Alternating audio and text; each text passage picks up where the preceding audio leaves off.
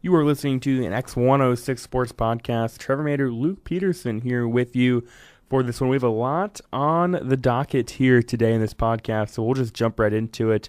Luke, first thing we want to talk about here, obviously everything going on at Michigan State. It's kind of snowball affected into a really, really bad situation there. Oh, yeah, definitely, because, last week we were talking so much about Michigan State basketball, about how just, Izzo is such a good coach and, high regard, and then now this is coming out, and right now with Michigan State, it's not about the basketball team's success. It's not about how the football team will continue their bounce back. It's about what's going to happen with this university and the mistreatment, and misuse of Title IX and all these sexual assault mishandlings. Yeah, for those of you that have been living under a rock for the last week or two, we'll just kind of fill you in real quickly.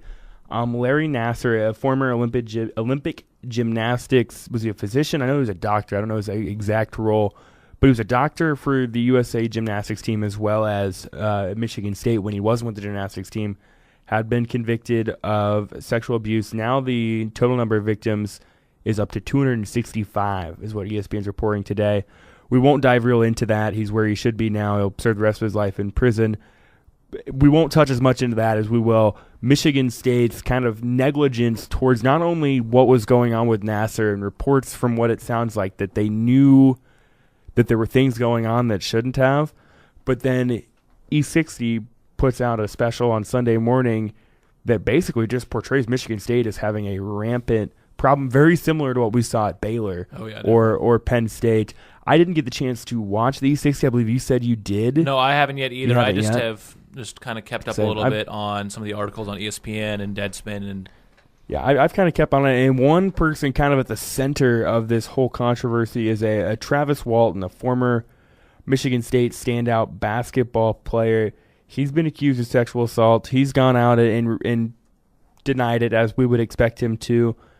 But from everything that I've observed in reading about this terrible, terrible situation that's going on at Michigan State, it sounds like it's almost hard to believe that Tom Izzo, who's the head basketball coach there, and Mark D'Antonio, so confusing, that they didn't know that at least something was going on. Yeah, well, because if you look, there was something that happened within the last year that I think it was one of the two coaches was saying oh, this is new grounds for us. But then when Outside Lines did their investigation, they found that allegedly that one of the two coaches knew about something going on as early as 2010, I want to say.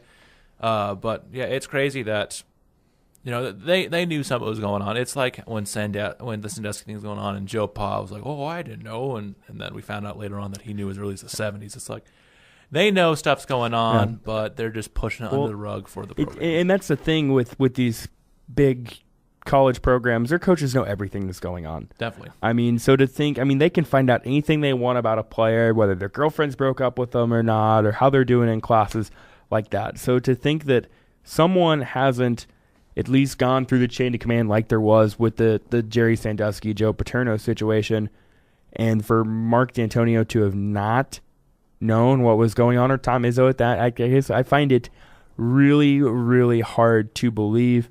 And that just kind of brings up the question then, well, what happens? Here's two guys that I think Mark D'Antonio is maybe one of the more underrated coaches in college football. You look where that Michigan State program was before he got there and where it's at now, that's almost Hall of Fame worthy. And then you look at Tom Izzo. Here's a guy that has Michigan State a championship contender every year. He's won a national championship. He's been to the Final Four a handful of times, 7 times I counted. And those are two guys that very easily could have their legacy tarnished because of negligence about stuff that is far more important than sports. What do we do here? Honestly, if they're being kind of quiet about it, we have seen already the university president and athletic director and other officials resign. I wouldn't be surprised if we see both of them resign, pretty soon, if not get fired by the new interims.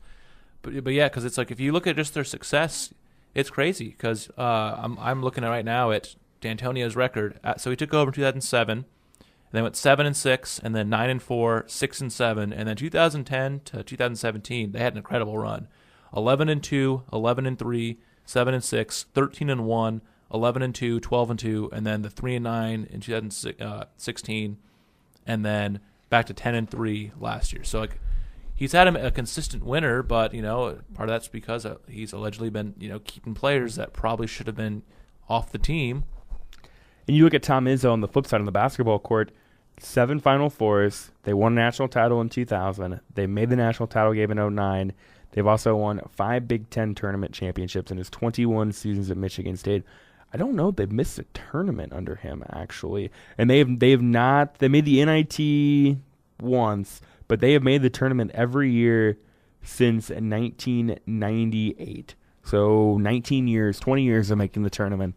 I mean, so they've built success, and I think that's one of maybe where sports and ethics collide is sometimes coaches and programs, they get so focused on winning that they kind of put things that are obviously far more important than that in the rearview mirror. I mean, if your best player is accused of sexual assault, that's a terrible thing, and it should be dealt with accordingly.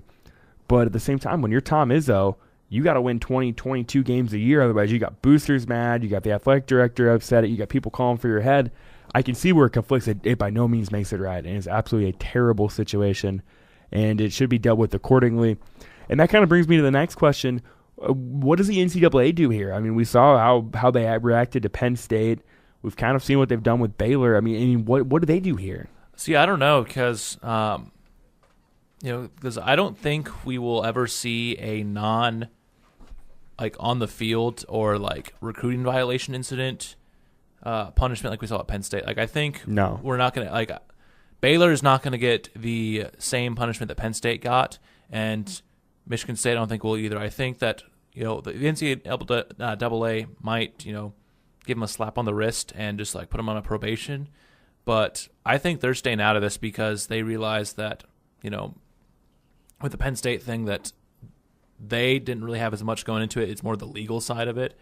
So I think from the NCAA perspective, I think the difference maybe, though, sorry to cut you off, between the Penn State one and these is you're dealing with the Penn State one wasn't as much Title IX as you got the Michigan State Baylor ones. That's the only thing that I can see is vastly different between the two. Yeah, so we'll see, but I feel like we're not going to see them intervene as much with the programs. That'll be more of, I think, a legal thing that we'll see the courts do more, but I could be wrong. But like I said, I honestly, it's hard because, if someone's accused of sexual assault and it's false, and then you remove those players and it can hurt the program, then then we'll get the people not believing when they are true, and so it's a tough situation. It's a very slippery slope. But I think honestly, if there's all of these accusations on both sides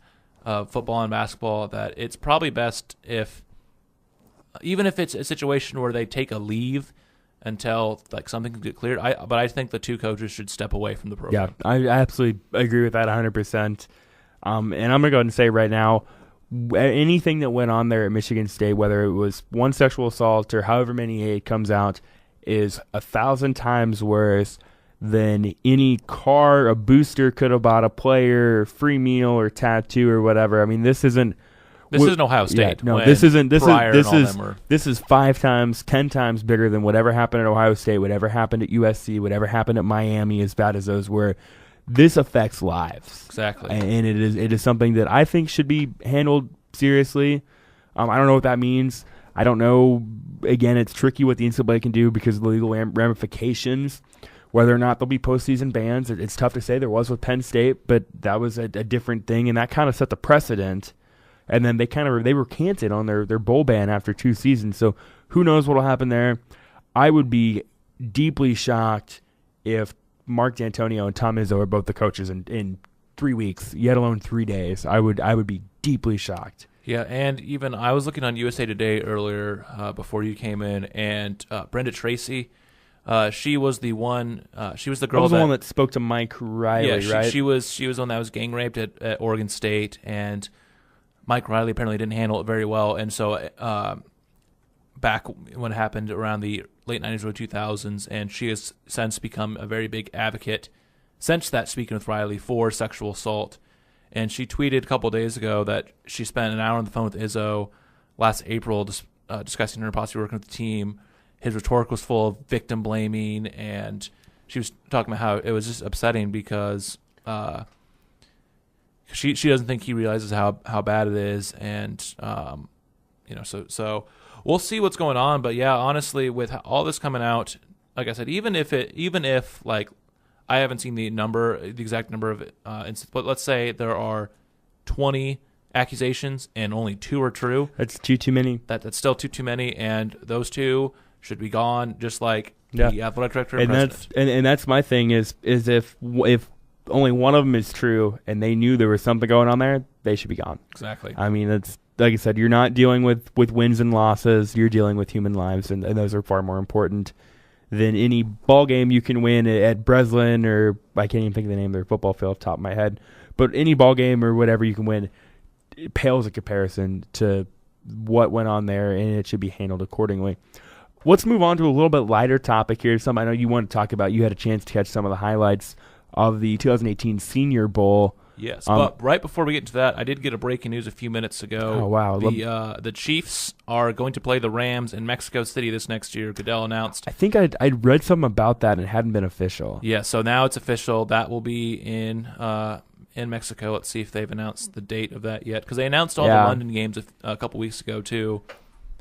I think it was going to be a home game for the Rams, so that's good, because I know a couple years ago they took a home game away from the Chiefs, and Chief fans were to play the Lions in London, and Chiefs fans were not happy. Yeah. So that'll be interesting. Yeah, so the date and time will be announced later in the offseason, but this is the 3rd straight year and 4th time that they're going to play in Mexico City, and they're continuing the London games as well. But yeah, let's move on to the Senior Bowl. I didn't catch the whole game. I was working during some of it, and then I forgot I was on for the other part. But yeah, I got a few highlights. I was wanting to see how former Nebraska quarterback Tanner Lee did, and it was not good. He finished the day. What did you say? 8 of 19 is what we figured out. 8 of 19 for 86 yards. Baker Mayfield also had a very bad day, finishing 3 for 7 for 9 yards passing. But he did have never mind. Yeah, and then he got sacked or attacked for loss. So Baker did not have a good day. But Josh Allen did finish 9 for 13 for 158 and 2 touchdowns.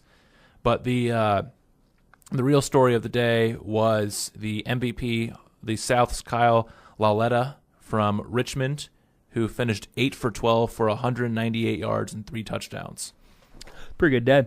Yes, and so I was like, oh, wow. So let's go see some other former quarterbacks who had won MVP for the Senior Bowl, which if you go back as far back as 1970, that's Terry Bradshaw. But if you go in the last few years, last year Davis Webb, who is the 3rd stringer for the Giants right now, Dak Prescott in 2016, E.J. Manuel in 2013, Christian Ponder in 2011, Pat White in 2009, Charlie Fry 2005, Phillip Rivers 2004. So it's kind of a mixed bag. So we got guys like Phillip Rivers and Dak Prescott, which helped project them a little higher. And honestly, I don't remember much of the hype for Ponder or E.J. Manuel coming out of college either, but I feel like that also helped, Well, and you look at other guys, Dee Ford, I don't know if you mentioned him or not. That's a guy that became a first-round pick just off the Senior Bowl. Yeah. Eric Fisher wowed a lot of people at the Senior Bowl and ended up being a top pick. So it could be hit and miss there. It could be a good thing or it could be a bad thing being Senior Bowl MVP. Some other guys that kind of shined as well in the Senior Bowl, DJ Chark, the wide receiver from LSU, he had 5 catches for 160 yards and a score. He had that one, and he had one from Lauletta. They were actually during the game. I can't remember her name right now, but one of the NFL sideline Alex reporters, Flanagan. I think, it was Flanagan. She was talking to, since Reese's sponsors it, they're having another new Reese's bar coming out, and she was talking with him about it as that big pass to Chark was completed. Another one that made some news in the Senior Bowl too. He didn't really do as much. Let me go find the defensive stats. He only had 4 total tackles in this, but Shaquem Griffin is making. He after this too, he officially got invited to the combine. That's been a cool story to see the last couple of years. The UCF linebacker was born with a rare rare birth defect that gave him like where his he didn't have a full hand, did he? I And- think I read something about that. yeah, His hand maybe only had, his like- left hand fingers on his left hand's not fully developed. It's I can't think of the name of amniotic it. Yeah. band syndrome, if I'm pronouncing that Yeah, right. So I read that too, and I couldn't think of the name of it. Yeah, what a story at there. age 4, he tried to do a self amputation of like the little bit of his fingers, and then he got it amputated. But yeah, him and his brother, who now play Shaquille, who Brothers plays with for the Seahawks, yeah. because he would always come in, because he's number 26. He's the number, and he also has dread. So you'd always think it's Sherman, but it's not. But yeah, so that's a cool story because he was, he was the defensive MVP in the Peach Bowl. He was on the All Bowl team for Sports Illustrated this last year. He was second team All American. He was first team All American Athletic Conference. So he, with one hand, he put together a stellar college career, and now he's going to get some looks. Well, and I think the thing with him that you can't coach is the motor. Exactly. I mean, the guy's got a motor. Obviously, he's got heart. Do I think he's going to go out and be like a Luke Kuechly type player? Probably not. But there's guys like him that are really, really, really valuable to teams, and I could see him going somewhere like the 4th or 5th round. And the thing with guys that are high motor players is you can stick them wherever you want to, and they're going to play their 110%. And they're going to play well. I think he'd be a really good special teams player as well. So, it's a guy. It's kind of hard not to root for him. Exactly. It really is. Because he's a linebacker in college, but he's listed at 6'2", 229. So he'd be a small one. But I mean, we've seen a few of those smaller linebackers, those smaller, faster linebackers, like Levante David's 6'1", 233. Let me go see how much Anthony Barr. That's another one that I think of is like one of those smaller linebackers that I could do some. But yeah, if I'm whatever team drafts him, I kind of play him that kind of in between linebacker and DB. Kind of like a Deion Buchanan or Jabril Peppers type player. Exactly. Really. Yeah. Another one I thought of is Panthers safety Kurt Coleman. He's a little smaller, but he's a little bigger for he's a little bigger weight wise for a safety, and like he's not someone that's going to make make a name for himself all the time, but he's a solid player for the Panthers. So we'll see what happens with him. Hopefully he has a good combine. Like I know I'm rooting for his story because it's been fun to watch him play, and yeah, like I said, it's kind of hard not to root for him, and hopefully he shows well at the combine and is able to get drafted at a good situation and have a good career. I mean, he's already got this far, so you got to think for someone like him that's been tested his entire life, it won't be as difficult as it might be for others. So it's really hard not to root for him, and I hope he ends up going somewhere. If he goes earlier in the 3rd or 4th round, that's awesome. I personally think he's probably a 3rd or 4th round player, and he'll be a good, like you said, kind of a tweener between a linebacker and safety. Any other thoughts on the Senior Bowl real quick before we jump into anything else? Not really. Those are the big ones. Was just the stellar quarterback play by the Richmond quarterback, and Josh Allen had another good day, and then just Mike White from Western Kentucky didn't look too bad either. 8 of 11 for I think 128 yards. What it's showing here. So there's a guy that likes to. Western Kentucky runs basically an air raid offense. So yeah, we'll see. A lot of these guys, like a Tanner Lee, he's not gonna go anywhere spectacular high in the draft, but he could be like that C.J. Beathard type of player. 4th round, 5th round. I think Lolata is a 3rd, 4th round guy. I could see him going somewhere like New England. Oh yeah, Belichick turn him into the next Tom Brady. Turn him into the next backup quarterback that they'll trade for some more picks, or he'll go sign a super big free agent deal and do nothing. Yeah, that's normally what happens with Belichick quarterbacks. So we're going to move on. Speaking of trades, there was a trade last night. I don't know if you caught that. I was shocked. I was at the library actually doing some prep work for this, come up with some questions I wanted to ask, and I saw the Alex Smith trade. So it's not official until March 14th. Yep, until the... They keep pushing that date back every year, it seems like. I know, because I thought it was March 9th this last year. At one point, I think it was March 5th, and now it's, yeah. But, yeah, so we're seeing Alex Smith going to the Redskins for a third rounder and a cornerback whose name has slipped me again right now. Fuller. Yeah. What? Kendall Fuller. Kendall Fuller, the former Virginia Tech second round pick cornerback who, Josh Norman steals the thunder on that defense. Brian Kerrigan gets a lot too, but he played really well, and I can definitely tell that it'll make Chief fans like you happy because that means he can replace Philip Gaines. Yeah, and Philip Gaines is a free agent this year too, so that's a bonus. But yeah, Kendall Fuller, his brother to Will Fuller, and Kyle. I believe Will Fuller. I know Kyle Fuller is related to them, and I think Will Fuller is as well. But he was drafted by the. He's drafted by the Redskins. He's drafted by the third round, not second round. My bad there, but yeah, he put together a solid career in. Kyle Fuller for the Bears. This is his brother. Maybe I'm just. And then Corey Fuller, who bounced around with the Lions and Saints. Okay, so it's not Will. Okay, not the. So I'm hallucinating, but I knew he had a brother that. Kyle was with the Bears. Yeah, right? He's with the Bears. So he has three brothers who played in the NFL. Vincent, who played in who played safety for the Titans, Lions, and Patriots, 2005, 2011, and then Corey, and then now Kyle, and Kyle Fuller's playing pretty well too with the Bears too. So that's a solid NFL family there too. I believe Pro Football Focus had him ranked as the 6th best cornerback for the 2017 season. So, and the thing with him is he is dirt cheap really for his production. I think I can get the numbers back up in front of me, but I believe it was something about 400,000, maybe 600,000 is what they were going to owe him. Yeah, well, because he's still on his rookie contract because he was drafted in 2016. So you got him for at least 2 more years. I don't know how that works with the 5th-year option. If they get that when they're traded, I have no idea how that works. But you got him for at least 2 years for rookie third-round money. So yeah, he's going to get paid just a tad above league minimum probably. So yeah, and that's a good deal. And as a Chiefs fan, I love Alex Smith and couldn't have had a better representative of not only the team but the city and the community in general.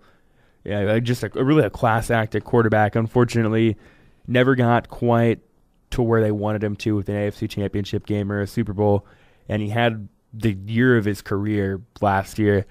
But as a Chiefs fan, I love this trade. Oh I mean it's you go to the future, and that means that they think that Mahomes is ready because they wouldn't have made this trade. No, they would have waited until close to the regular season if they weren't sure if Mahomes would be ready yet. Kind of like how the Eagles were keeping Bradford until the Vikings called. So that. And they said, we think Wentz is ready. And so compared to so they think that Mahomes is ready now, and they're ready to start the Mahomes hype train even more.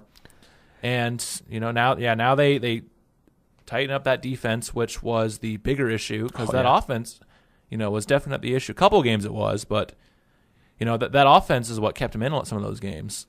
Yeah, and you look at it for the Chiefs, getting rid of Alex Smith frees up $16 million in cap room. So now they're, instead of being above the cap, they're under the cap. So they have some more money there. I've heard names of maybe going after like a Sheldon Richardson or a Sarlo Lele to kind of bolster that front seven. But when you look at the offense, Patrick Mahomes, it'll be interesting to see what he does this first year because I've been telling Chiefs fans this for a while. With Patrick Mahomes, it's going to be different than Alex Smith because there's going to be some really good, but there's going to be some really bad. The biggest comparison he was getting coming out was Favre too, because you're going to get, because it's kind of like, Buffalo is kind of the same way as what Alex Smith's had. You're going from one of the least, turnover, like interception throwing quarterbacks in the league to one that probably will be one of the higher ones. He'll probably lead the league in interceptions these first couple of years. Yeah. So, you're going to get some of these amazing, deep, thread needle throws, and then he's going to throw across his body to Tracy Porter and have you lose the conference championship game. Yeah, you've seen that with Brett Favre before. But the game he started against the Broncos. I was at a New Year's Eve party and we were watching the game, and The one drive, they're driving down the field. They're up 7-0. They have a chance to go up 14-0. And D'Anthony Thomas is wide open, and he just overthrows it. Yeah. And then you go back a couple drives later. I can't remember which linebacker it is literally draped on his right leg. And he's able to just kind of keep his feet set or as good as he can, fires a dart to DeMarcus Robinson for a first down. So you're going to see those plays. There's going to be plays where he runs right, scrambles left, throws in the middle of the field to Travis Kelce, and they get 40 yards. And you go, oh, my goodness, this is so great on 3rd and 12. And there's going to be plays on 1st and 10 from the 25 when you're in field goal range where he's going to force something, and it's going to be, a strip sack or an interception or just a bad throw. You're going to get that. So you got to take the good with the bad. I mean, the arm-wise, it's definitely an upgrade. Experience-wise, it's not an upgrade. It'll be interesting. I want to see what it's like. I think the good thing with this team is I kind of want to see from him what we saw from Dak Prescott his first year. And I think he's capable. And it's kind of a similar situation. Not obviously the line isn't as good as Dallas, but the Chiefs have a good line. Yeah. You have a really good running game. You have arguably one of the best tight ends, and especially, like if you ignore the other level that Gronk's on when he's healthy, Travis Kelce is probably the best non-Gronk tight end. You have, solid running game, some decent receivers. Yeah, it's a good offense. It's, especially for him to go into. It's not like some of these other quarterbacks they take over and, like when Andrew Luck comes back to the Colts, it's Andrew Luck and T.Y. Hilton, and then that's it. Nothing. A 35-year-old Frank Gore. And Jack Doyle's a decent tight end too. Yeah, but it's a few notches below Travis Kelce. Oh yeah. So that'll be really interesting with Mahomes. I want to see what I can see. If they go 10-6 next year and he throws for 25 touchdowns and 10 interceptions, I'll be happy. Oh yeah. But we'll see too, because kind of going back when you said he's going to do those rushing plays and a possible pick or strip sack, and that's not the division you want to do that with. You have Joey Bosa, Von Miller, and Khalil Mack all in your division. You have 3 of the best pass rushers in the league in the same division as you, so that'll be tough. But we'll see what happens. I'm just surprised that Washington's doing this. So honestly, like I like the Alex Smith fit to Washington, but at the same time, like Kirk Cousins has been playing pretty well. He hasn't been Matt Ryan or Tom Brady, but he's put up some good numbers, and just kind of like Kansas City, a big reason why the Redskins have struggled has not much been on the quarterback. It's been on the defense, because besides Josh Norman and Ryan Kerrigan, that defense is not very good. And then they even lost Will Compton, who has been a very underrated linebacker, and their defense fell apart even more after that. Well, and you look, too, at their offense. 2 years ago, they had Deshaun Jackson and Pierre Garçon, both 1,000-yard receivers. They didn't keep either one of them. Garçon went to San Francisco, Jackson went to Tampa Bay. They were the first team in NFL history to ever lose 2 1,000-yard receivers in the same season. The run game, it's kind of by committee, really. Yeah. Every year, Samaje Perine looks like he's got potential. But, we see that, honestly, that's been the thing really ever since around the time that RG3 and Cousins were drafted. We'll see Alfred Morris start, and then we had Rob Kelly, and then was there Chris Thompson? Maybe Chris Thompson, I think, was there for so we'll have one that'll kind of take over for at least half a season, and then he'll start having a fumbling problem, and then the new running back will take over, and that they even had a few other guys like Roy Halou was a solid role player for them on that offense for a while before he went to Oakland and got hurt. So, yeah, well, he's situationally he's taken over kind of a similar situation to what he has in Kansas City. If Jordan Reed's healthy, he's right below Kelce. I think when he's healthy. Yeah, and then you throw in an aged Vernon Davis that can still get a couple things done here and there, but then you throw in he gets through when Josh Doxson's healthy. Yeah, Terrell Pryor if he comes back. I think, and their offensive line is decent too with Brandon Sheriff and company when they're healthy. And, they were dinged up really bad last year. And they have the probably the best offensive line coach in the NFL with Bill Callahan. Yeah. So I don't know. It'll be really interesting to see what happens there. To me, this just kind of is another. When was the last time the Redskins won a trade? Yeah, because it's like, think about it. When they traded for McNabb, they traded for RG3. Yeah, they traded that looked great for a year. And that one makes you wonder if he actually would have had a front office and coaching staff that wanted him, how that could have gone. Because the Shanahans they wanted Cousins. They didn't want RG3, and then when Gruden took over, he really didn't want RG3 either. So, we'll see. But yeah, it's I can't think of the last time that they really won a trade because you think back to some of their last either big trades or big free agencies, like Albert Hainsworth. The last good move that they've really made in trades or free agency was Josh Norman. And Josh Norman wants out of there because he does not like how bad that team is. Yeah. So I'm confident that the Chiefs probably won this trade because you get a third-round pick, you free up $16 million in cap room, and you finally get to hand the reins over to the quarterback. And I'm going to go ahead and say it. I think Alex Smith had the best. I think Alex Smith's best years behind him. Yeah. He could probably put up another 3,600 yard year, but he's this is what going to be his 14th year in the league. 34, I believe. He's getting up there, and not every player is Tom Brady or Drew Brees, where they're still doing this at 40. Yeah, he'll be 34 in May. So by the time next season starts, he'll be 34. Yeah. So and he moves around a lot more than Brady and Brees do too. So he got hit a lot.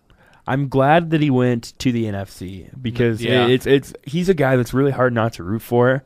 And I was really hoping that if he went to the AFC, he didn't go to Denver. And it sounds like they had offered Kansas City, and Kansas City was not willing to trade within the division. Which is crazy because Andy Reid is basically that GM, and he has done that before. He's done that, yeah. But I think the difference between this one and the McNabb trade is I think Andy kind of looked at where McNabb was and looked at where Alex Smith is. And I think Alex Smith's ahead of McNabb at this point in his career as far as what's left in the tank. Exactly. I mean, because what did McNabb do after he went to Washington, and then he went to Minnesota and did nothing there either. So. He started, 6 games and got benched for Christian Ponder? And then Ponder. He started in Minnesota's worst season win-wise, tied with their 84. Yeah.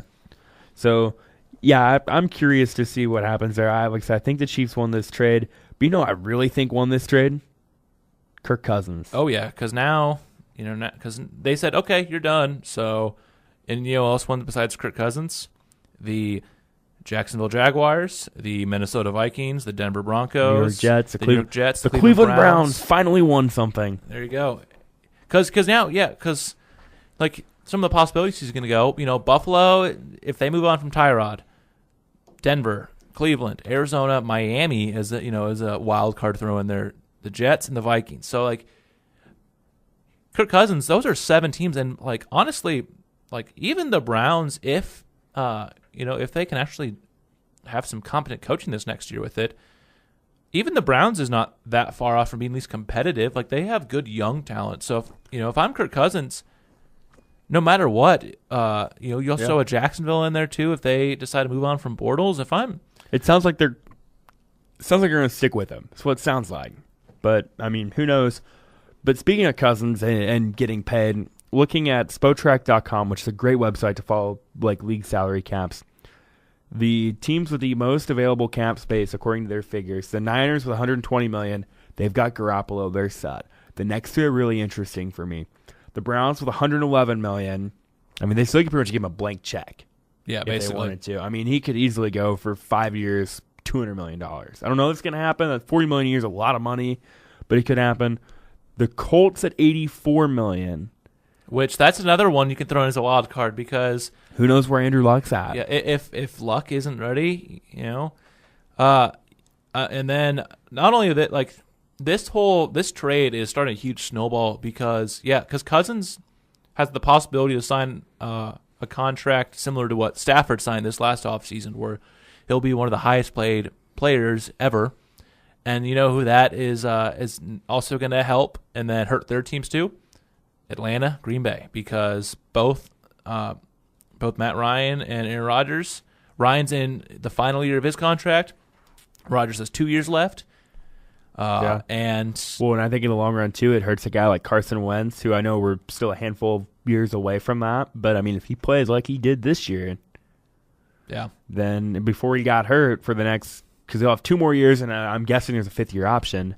that they can pick up. So in 3 years, he could go, wait a minute, Kirk Cousins made $200 million? And especially if he goes to somewhere, like if he goes to Cleveland and he kind of just is like average or... Yeah, and they go 6-10, which would going to be a lot better than 0-16. But you go, wait a minute, Kirk Cousins went 6-10 in Cleveland. He made $40 million this year. I just went 12-4 and won the NFC Championship, or helped win the NFC Championship. Yeah. So you could, look at Joe Flacco. That guy got paid. What's he done since then? You look at some of the other teams that could be in the Cousins sweepstake. Minnesota, $56 million, so it's definitely doable, and they could free some up there too. But the only issue then is they also have to be concerned about other talent around, because guys like Diggs, Anthony Barr, Danielle Hunter, they're approaching free agency next year. So you got them. So we'll see. It's no matter what, Cousins is going to get paid by someone, and we'll see, what happens. And honestly, I'm really high on the Kirk Cousins bandwagon. I have been too. I would put him right around like we were talking about before this, right around that 10 mark, like borderline top 10. Maybe, but like for sure, like 11, 12. He's kind of in the category to me. If I rank him in no particular order, I go Brady, Rodgers, Wilson, Breeze, Big Ben. That's the top 5 in whatever order. Then I'd probably go Matt Ryan, and then realistically Carson Wentz. I'd put Wentz there at 7, and then he's kind of in that Cam Newton, Alex Smith, Matthew Stafford, Derek Carr area, somewhere between I think 9th and 13th or 14th. Yeah, which if you have one of the top half.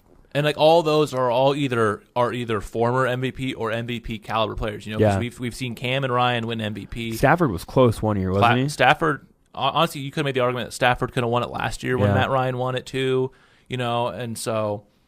Yeah. Some of the other teams that have some cap room that could be in the Kirk Cousins sweepstake, don't count Arizona either. Yeah, they need a quarterback. $27 million for them, $25 for Jacksonville, $28 million for Denver, $31 for Buffalo. Real quick to note here, also, I want to get to this when we were talking the Chiefs. They freed up $16 million in cap. I kind of did some number crunching real quick, and I see another $22 million or so they could free up if they make the moves that I'd be fine with them making. Tamba Hali would save them $8 million, which should be done. Darrelle Revis, $4.5 million. Then it's just a matter of, do you want Darrelle Revis there as a safety net or not? But is he worth $4.5 million? Demetrius Harris at $2 million. Right now they got 4 tight ends on their roster: Travis Kelce, Jason Marrow, Demetrius Harris, and Orson Charles.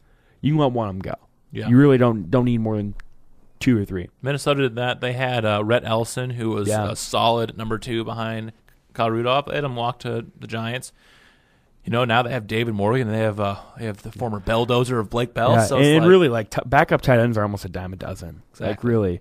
So why pay Demetrius Harris $2 million when you can get Jason Morrow for $475,000? Yeah, when you can have these either league minimum or very very close league minimum guys, why pay a backup that much money? And Derek Johnson, $8 million. I love Derek Johnson. He's one of my favorite players for a long time. And he's probably a Chiefs Hall of Famer someday. But at the same time, $8 million, you can kind of see the tread wearing out this year.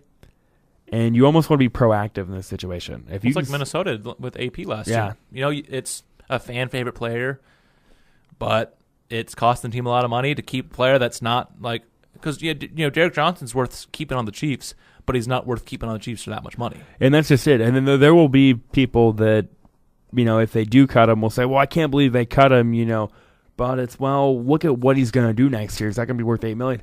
I would make the argument that next year, if Eric Berry doesn't have a good season, I think they saved $12 million by cutting him. Yeah, and that's another one where it's it's a hard cut because I think this year it's unfair to do it because he was injured. Yeah. But if he goes out next year and just doesn't look good, you can save $11, $12 million. And we've seen teams do this with some fan favorite players, and for the most part, it only backfired a couple times. Like the biggest one I can think of it backfiring is the Panthers with Steve Smith. Yeah, because that was a similar thing. He was getting his production was still good, but he was getting up there in age. They wanted to move the team on to where it was Cam's team, not Cam and Smith's team. And I know some Panther fans, like my girlfriend, that they still are not happy with that move. But because especially since he went to Baltimore, and besides when he was hurt, put on another solid. Because you look at some of the other ones, Ed Reed. I mean, the Ravens did that with him. Did the Steelers do it with Troy Polamalu? I feel like they did, kind of. I think it was kind of like, you're a free agent, and he was like, I'm going to retire. Probably. I think that's kind of what Brian Urlacher, I mean, he got to the point where his production wasn't where it was. The Bears cut him. He couldn't find another team. So, yeah, it'll be interesting to see what happens in the offseason. I'm really excited for it. So, you wanted to maybe kind of jump into some college basketball here. I know you had a couple questions you wanted to pose, yeah. so we'll just kind of jump into that real quick. So as I also, you can't see the hoodie on too, I got my Nebraska basketball shirt underneath because once again they have. Does it say Nebrasketball? No, I got it at Old Navy. I need to get a Nebrasketball shirt. Actually, I'll get to that when I'm talking about this too. So on Monday they played at Wisconsin and they had a very good second half. Ended up winning 74-63. And I mean, I know that Wisconsin is a shell of what they were under Bo Ryan, and like they're in the Big Ten this year. Besides Michigan State, Ohio State, and Purdue are also kind of a shell of what they usually are. Because right now Nebraska is a half game ahead of Michigan for fourth in the Big Ten, but they're I was talking about a little bit last week. They're kind of a team to watch out for, and Scott Van Pelt even said Nebrasketball on on his late night sports center. Like, if you're sleeping on this team, wake up. This is, it helps that this is also a down year for the Big Ten, but they lost at Purdue, at Penn State, at Ohio State in the Big Ten, and on top of that, lost to Kansas and Creighton. Yeah, very close loss to Kansas. They kind of fell off against Creighton. They lost to Michigan State as well earlier on, back in the early part of December. So December 3rd. Yeah, so they've they've played a lot of them close too. The Michigan State was the only one that was not was because it was 86-57. But you go look. Purdue was another little bigger win. It was a 12-point, 74-62, but they lost to Penn State in overtime, 76-74. Right. Lost 64-59 to Ohio State. So this is a solid team, but they need to keep winning if they want to make it, because they're that bubble team right now on Bracketology on ESPN. They're not in. They're one of those teams that's out. And I think with them, you look at the remaining games in the tournament, or before the tournament, at Minnesota versus Rutgers, versus Maryland, at Illinois, Indiana, Penn State. I think all those games are very winnable. Yeah. Honestly, the best team they have to play left is Penn State, which is crazy because those first couple years in Nebraska in the Big Ten, Nebraska, Penn State were basement dwellers. But I think 3 of those games are losable too. I mean, with Penn State, Indiana, and Maryland. Rutgers is a weird team, but they beat Rutgers a couple weeks ago, actually last week. Illinois is not very good at all. Minnesota is a shell of themselves after losing Reggie Lynch. So it'll be really interesting. I almost think they have to go 5-1. They have to go 5-1 or 6-0, and then to really help their case, win a game in the tournament, because right now they'd be the 4 seed in the tournament. I'm trying to remember how the Big Ten, because it's screwy because they have 14 teams, so I'm trying to think of who they would get in the first round. So, I mean, they got to win a tournament game. Yeah. I mean, at the very least, you got to win 1 or 2. So if they're the 4 seed, they'll get the winner of the 5-12 game. So right now, the 5-12... Michigan and... would be Michigan and probably Iowa, most likely. Iowa or Minnesota. And, it'd be Iowa. So you'd get the winner of Michigan, Iowa. And then if you win that, you would get Purdue. And not only that, too, and, that's I'm sure that's what they kind of want, too, because when they played both Michigan and Iowa, they beat both of them pretty handily. They outscored, let's go add this up real fast. They outscored them 170 to, so Nebraska at 170, and Iowa and 170 to 136 combined margin for the victory there. So they beat Iowa and they beat Michigan pretty handily, both times at home at the Vault in Pinnacle Bank Arena. So you look, they're 17-8 right now. Let's say they go 5-1. That puts them at 22-9 going to the tournament. They win. They win one, lose one. They'll be 23-10. Especially if they don't get embarrassed by Purdue. Yeah. If they play Purdue close, they'll be one of those like last four in probably. But I mean, the only thing that might hurt them is, and this is why I think they have to go 5-1 to better their chances, is they really don't have a quality win other than Michigan. Yeah. So if you're a Nebraska fan, you're rooting for Michigan to finish the season strong too, because that's your best win right now. I mean, you look at their non-con schedule. Boston College, as far as wins, Boston College is your best non-conference win. Then you get to the Big Ten schedule. They did beat Northwestern. When Northwestern was still considered to be a good team, and they beat Michigan. But other than that, I mean, Iowa, that program's kind of in disarray right now. I think it'll be better as the season goes on. Wisconsin, they're a shell of themselves. Rutgers, they've been kind of a cellar dweller. Illinois is not playing good at all this year. So to me, they almost have to finish 5-1. But I think if they finish with 10 losses or less, which is, would mean losing 2, I think it'd be stupid to keep them out of the tournament. Yeah, and losses are losses, but when you also have a 1-point loss to Kansas thrown in there, when you and then saying you look at their losses and they don't, a 1-point loss to Kansas, 10-point loss to Creighton, 12-point loss to Purdue, 2-point loss to Penn State, and it's their loss. What hurts them is their losses to St. John's and Michigan State and UCF. Yeah, because UCF is okay, but St. John's beat them 79-56. We 86-57 lost to Michigan State. So, those are, especially Michigan State, those are good teams to lose to, but how you lost to them is not good. So that'll be interesting to follow Nebrasketball in the upcoming weeks. They'll take on. They're actually off for a week. Yeah, you get Minnesota next Wednesday or Tuesday. So whatever the 6th is, I believe it's Tuesday maybe. I don't know. We'll call Tuesday, it Tuesday, February 6th. So they had over a week off because they played Monday and they had 8 days off. But and then the question now then too, going into the year, seems like Miles needed to make the tournament to save his job, and if they finish strong and they miss the tournament, I don't know what they do then too, because this is definitely the better Nebraska team that we've seen in a while. And that's the thing, even if they go 3-3 and then win one, lose one in the tournament, you're looking at 21-12. On some years, that would be a tournament team. Yeah, it just hurts them that the same year that they have one of their best is the same year that collectively the Big Ten is terrible, fell apart. Yeah, I mean it's just kind of screwy for them. So it'll be interesting to see what comes of that, and maybe they'll go 5-1 or 6-0 the rest of the way and kind of control their own fate. And if you win the conference tournament, I mean that seals everything, and I think that's a team that could be capable of doing that down the road. We'll jump into some NFL talk to conclude this podcast. Trevor Mayer, Luke Peterson here with you. Before we preview the Super Bowl between two teams that I am really just not that excited to watch, and I'm sure you're not either, who would your league MVP be? We'll just kind of go through some league awards real quick. Man, it's hard because he got hurt, but you almost have to give it to Wentz because, I would give it to Wentz, but since he got hurt, man, Todd Gurley had a bounce back year.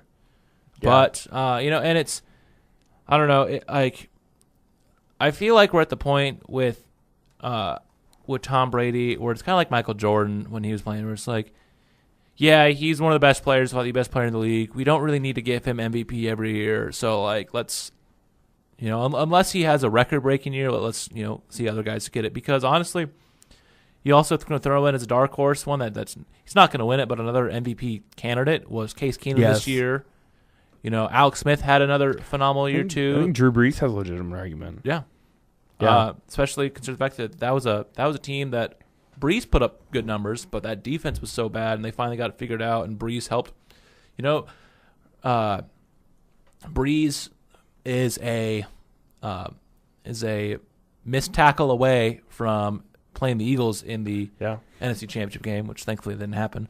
But so we'll see what happens. But man, I would give it to Wentz, but I know since he's hurt, he's probably not going to get it. So then after that, I would give it to Gurley because Tom Brady had another good year, but he didn't wow me as much compared to after he came back after Deflategate and he just like lit up the NFL. I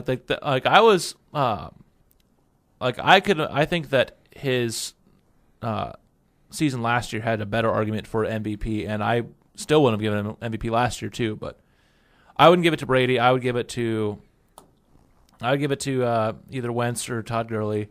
Defensive side, man, I don't know. It's like I'm not trying to be biased, but Harrison Smith had a phenomenal. Yeah. I mean, he had the highest Pro Football Focus grade out of any player this year. He had like a 98.4, something just ridiculous like that.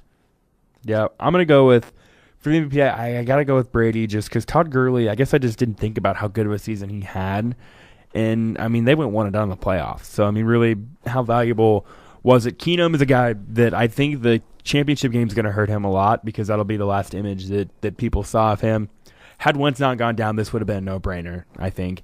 Had Alex Smith had the offense not had that 3-game skid, I think Alex Smith would have been up there too with Carson Wentz. So I got to go Brady for no other reason than no one else impressed me enough.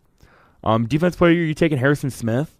I think that's who I'd take, yeah. I'm gonna go Calais Campbell. I'm going to go kind of chalk there. That's a good one, too. I mean, it's kind of hard not to go Calais Campbell. So we'll jump in now. Offensive Rookie of the Year. This one, you could pick about 3 different guys and have a legitimate argument. Who should be the NFL Offensive Rookie of the Year? Man, I'm trying to... Kareem Hunt's one you can throw up there because he led the league in rushing, but then you throw in he did great, but then the play calling did not help him out a lot of those games. I'm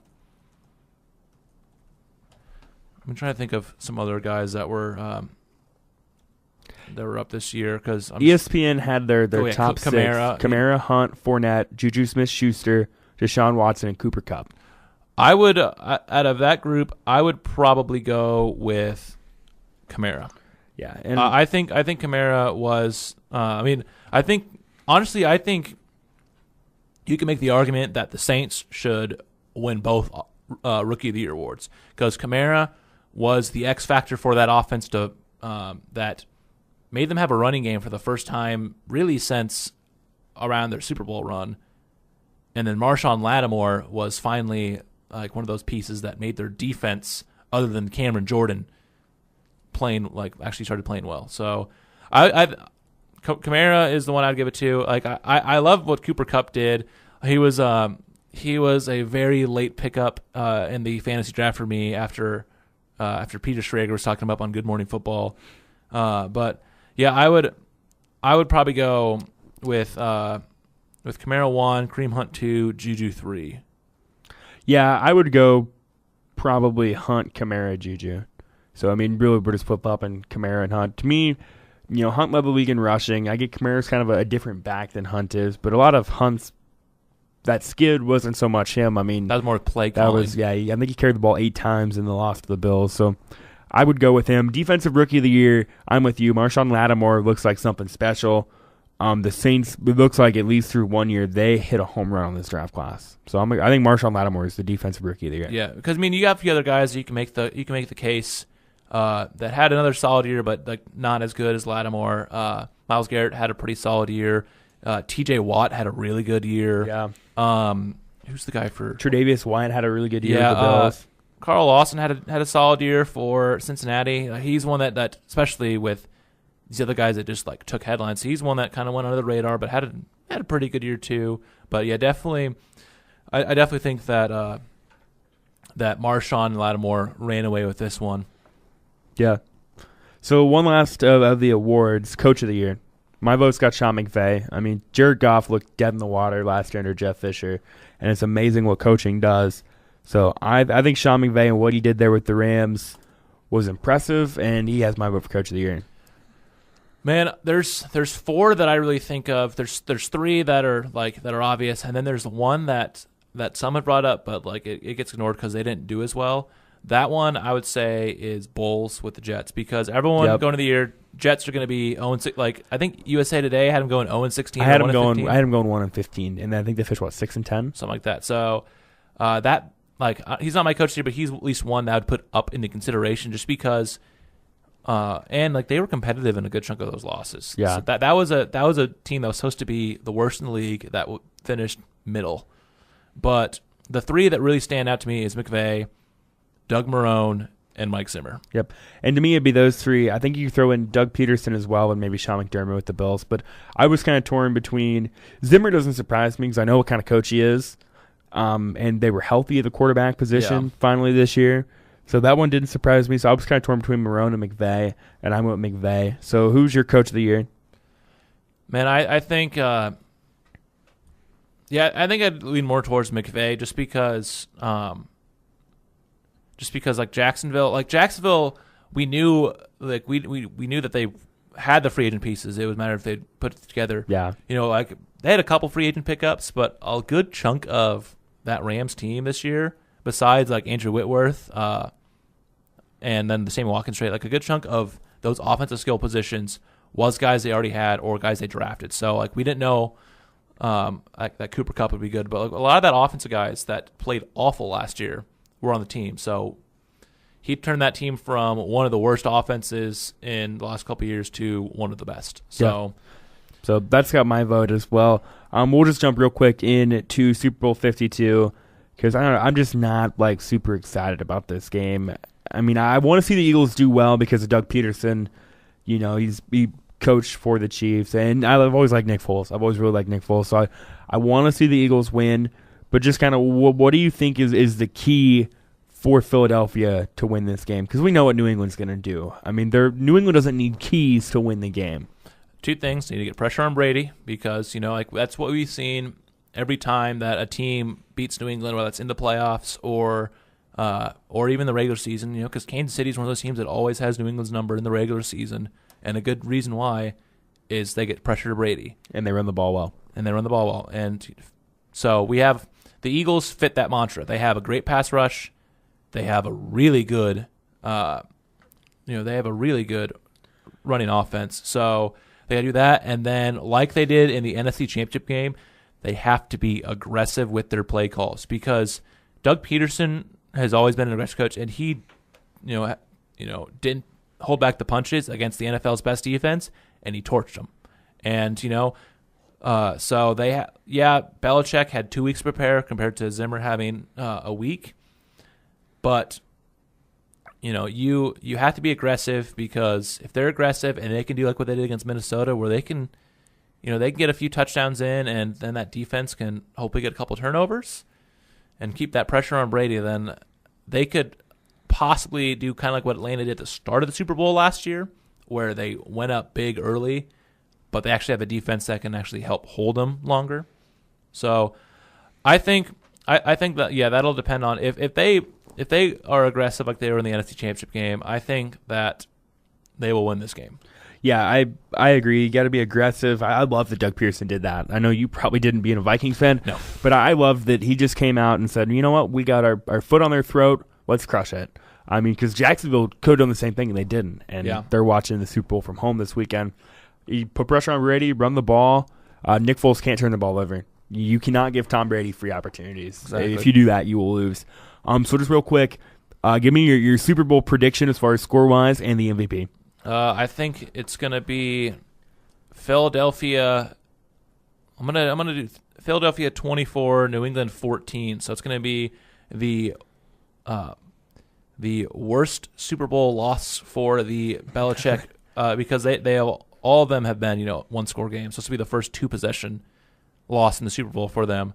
So I'm going to go with that, and we'll see what happens. What about you? Who's your MVP? That's a tough one. Oh yeah, man. I'm gonna say that Chris Long is gonna get some sacks on Brady, and Chris Long's gonna have the MVP there. That's interesting. I'm gonna play devil's advocate here. I'm gonna go Patriots 24-21. I just don't. Same as the last time they played in the Super Bowl. I just don't. My heart is telling me to pick the Eagles, but my brain is telling me to pick New England. I don't know that I can see it. I don't think it's a blowout. I think they can keep it close. I think what's going to happen is Philadelphia is going to come out there. They might even have a lead going into halftime, And They're going to find a way to make a mistake. And Bill Belichick's going to do his classic adjustments. Oh, yeah. And Philly will make a mistake, and they'll pay for it. And then if New England wins the Super Bowl, I mean, who do you think's going to be MVP? It's going to be Tom Brady for the 5th time, I believe. He's only not been MVP once. Deion Branch, yeah. But honestly, he really shouldn't have won it when they beat Seattle. He was not the. No, he was not. You could have made MVP. the argument last year. He should. I mean, James White should have won it last Yeah, year. I mean, Tom Brady will get, if Tom Brady doesn't have a totally crappy game, if Tom Brady goes 20 of 33 for 300 yards, 3 touchdowns, or 2 touchdowns and a pick, he's going to be MVP. Hands down. If he goes 15 of 30 for like 200 Manning's. yards and two interceptions, he's not going to be MVP. But I don't see that happening. So I'm going to say Tom Brady is your Super Bowl MVP. They beat the Eagles 24-21. Luke has the Eagles beating the Patriots 24-14, and Chris Long, the MVP. I like that more than I should. I could also see a guy like a Jay Ajayi. Yeah, that could be a good one. Or you know, honestly, what would be if, because like I don't really want either team to win, but if the Eagles win, I want it to be where it's because of Chris Long and LeGarrette Blount, because both left New England after this last year. I'm just to the point now, like, I don't even hate Brady and Belichick like I did 6 or 7 years ago. You just want them to stop winning. Like, I just want them to leave the AFC, really, in particular. Like, I just want to see a good game. Like, that's kind of where I'm at now with the Super Bowls. Is unless the Broncos are playing, because then I really, really root against the Broncos. I just want to see a good game, because there's not really an NFC team that I'm direly in love with. So, if it's a 24-21 Patriots win and it comes down to the wire, like New England Super Bowl wins do. I mean, think about the 5 Super Bowls they've won. They beat the Rams on a last-second field goal, the Panthers on essentially a last-second field goal. They did have the Eagles, but it was it wasn't a last-second field goal, but it was a close game. Yeah, you go look. Yeah, and then you win on a goal line interception and an overtime touchdown. So they won 20-17, 32-29, 24-21, 28-24, and 34-28. All those games have been close. And then you throw in their 2 Super Bowl losses, and they also were close games. Or was 17-14 and 21-17? Yeah, let me go see what the... I know the second one was 21-17. I can't remember the first one. I think it was 17-14. So... Yep, 21-17, and then Super Bowl 42. I want to say it was 17-14. Yep, 17-14. Yeah, so they played in 7 Super Bowls, and that's all of them have been decided by 4 points or less. Yeah, the only one that wasn't was last year because... Or 6 points, yeah. So, yeah, and that's because it was an overtime. So, yeah, we'll see. Before we do wrap up, though, there's one kind of sports thing, not sports thing I do want to bring up. It's Bell Let's Talk Day, which Bell Canada, a telecommunications company, they started this a few years ago let's talk about the stigma associated with mental illness, especially like suicide. And I brought it up especially because a few weeks ago, Tyler Holinsky from Washington State committed suicide. And so like I said it too at the end of my radio shift last night, that it's just a good thing to bring up, because you think sports, that doesn't matter. But we saw Rashawn Salam kill himself the last couple of years. Do you think back to the Javon Belcher incident? I mean, it's definitely something that is prominent in sports. So I just wanted to make sure I brought that up too, just because it is a good thing to bring up. I know that on their social media right now, they are doing, if you tweet hashtag Bell Let's Talk and other there's videos up on social media. If you watch them, they're donating to mental health awareness. So I just wanted to bring that up too as something, because it's important to me, and it can still be tied back to sports, so it's still relevant to this podcast. Absolutely, and a great way to wrap up the show, and that'll do it for the X106 Sports Podcast with Trevor Mader and Luke Peterson. Austin Hall was unable to be with us today. I will not be with you guys for the next 2 weeks. I have prior work obligations that'll fulfill my time on Wednesday afternoons, so make sure you tune in, though, the next 2 Wednesdays. It'll be Luke and Austin running the show on this X106 Sports Podcast. Thank you for listening.